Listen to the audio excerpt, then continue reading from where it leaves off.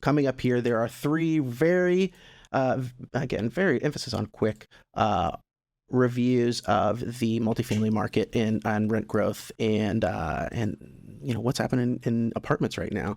RealPage, we'll start with their account, and they're talking about how apartment rents have remained flat year over year and show signs of leveling off, in parentheses, for now. So there's always room for doom and gloom, I guess. It does seem like it is not going to dip into the negative for year-over-year rent growth as RealPage measures it here. So their rent growth was 0.08% in October year-over-year, and then in November it was 0.16%, so slightly improving.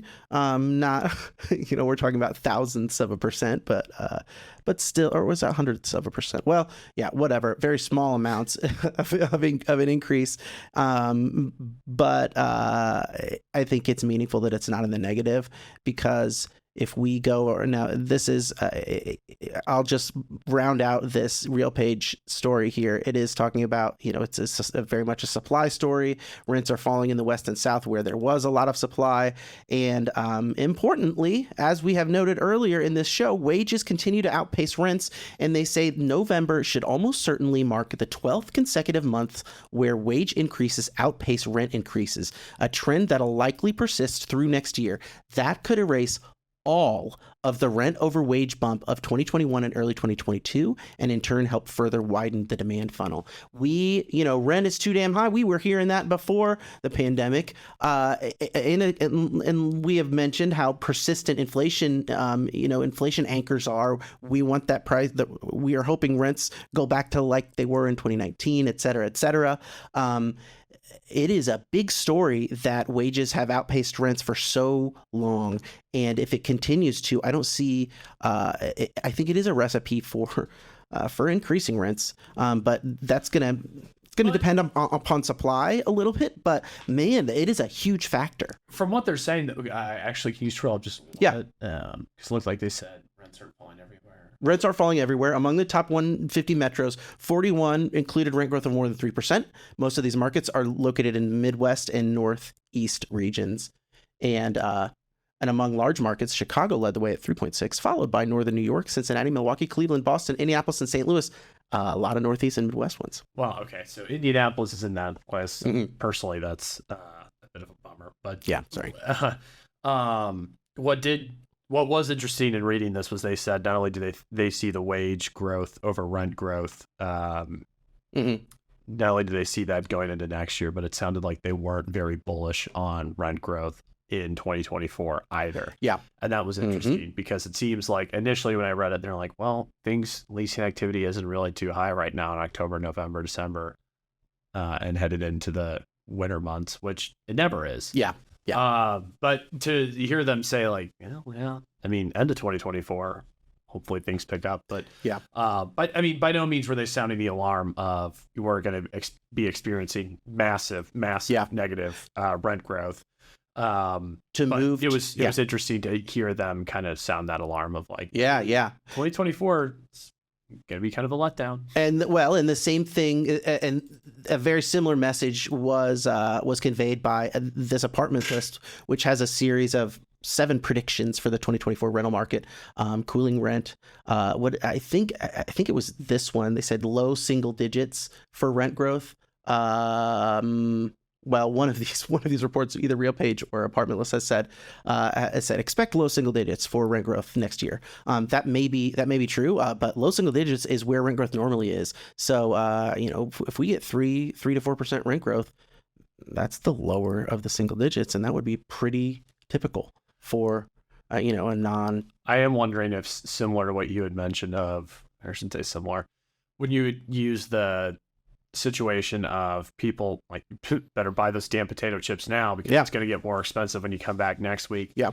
Wondering if there's also something going on with renters of their renewing because they're worried about things going up a ton. Yeah. Or if it's a standpoint of, I don't really care about the amenities anymore. Like people now have put some stuff into perspective of, I don't know what's going to happen in 2024. So the nicest but cheapest place I can live is what I'm going to do. Yeah. Yeah. If that's enough to, that's what's going on. Yeah, I agree. I think that it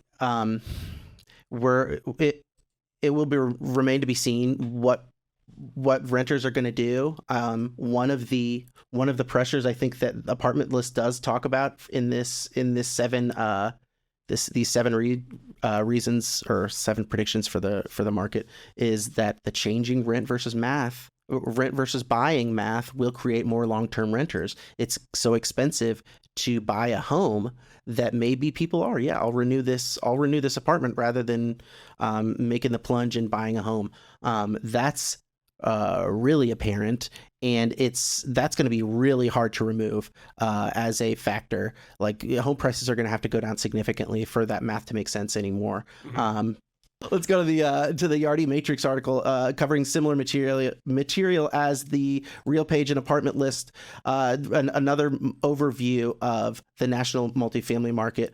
I just want to come up with some top line numbers now. Apartment List was I didn't note this in their article, but they did record a negative 1.1% rent growth for the year, and that's definitely lower than Real Page and Yardi Matrix. Yardi Matrix has positive 0.4%.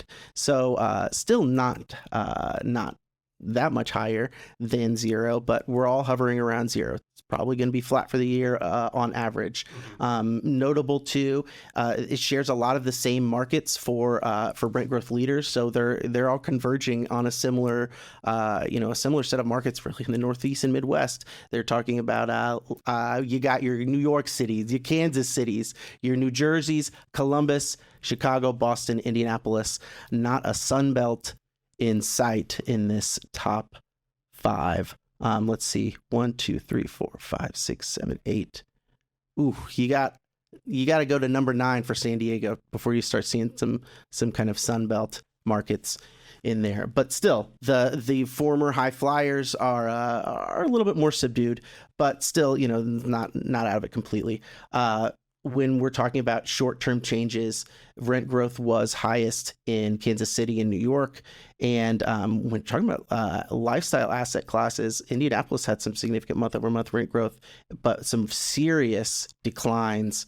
I'm talking about like almost 1.5% decline in 1 month of rents in Raleigh, a full 1% in Seattle, Orlando, Las Vegas, Charlotte, Austin.